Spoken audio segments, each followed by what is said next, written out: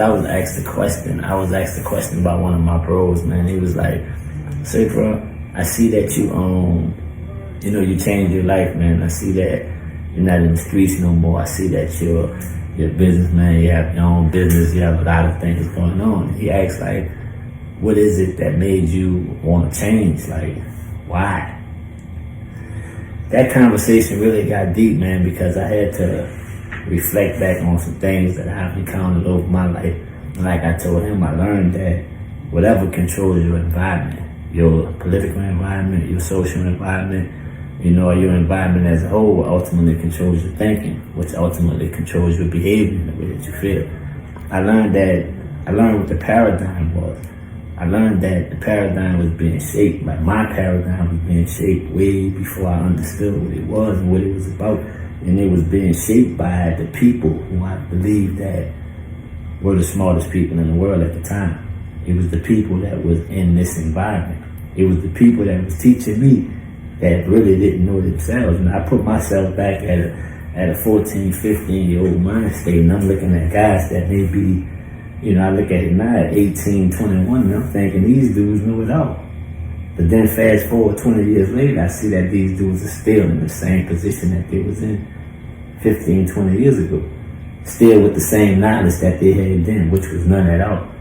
So I begin to study more.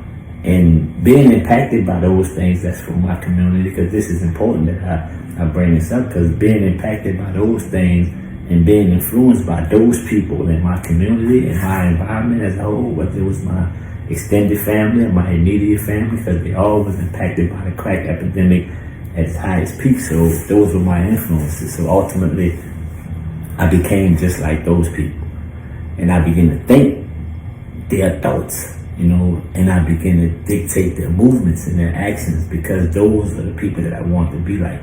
Growing up where I'm from, in the lower ninth ward, I didn't see basketball players become successful and come back to the hood. I didn't see doctors and dentists that came back to the hood that said, "Look, this is how we did it." The only people I had to look up to was the drug dealers, and they was going to jail. The other ones was the gangsters, and they was getting killed. These were my influences, and these were the people that I looked up to. So this is what I mimicked. So that led me down the road that they went down. Some of this stuff that they didn't even tell me about, because they didn't have the articulation on how to maneuver their words or even be able to explain themselves. They didn't know what effective listening was. They didn't understand what communication was. Now I know today that they didn't. But then I thought that they knew it all, and I followed in their footsteps. But going through some of the consequences that I had to suffer for walking that path of life, I began to learn. I began to study. People say that God began to talk to me, because I really believe that He always had His hands on me throughout my whole journey. I just, chose to not listen at the time. But somewhere deep inside of me, I always knew that the time was going to come for me to express my truth, for me to tell my story and, and share my experience, strength, hope, with the masses of the people that's from where I'm from, that's going through the things that I went through. And I'm one of the ones that can say, I made it out of an environment that was designed to take you under.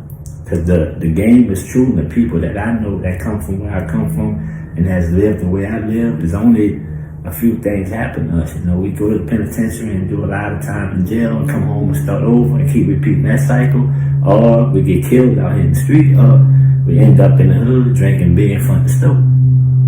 And that's the thing that's going down. Like a lot of these young brothers out here, it's not getting real. People not telling them, what it is, because what if you don't get killed? What if you don't spend the rest of your life in the penitentiary? But what if you wake up 55, 60 years old with nothing?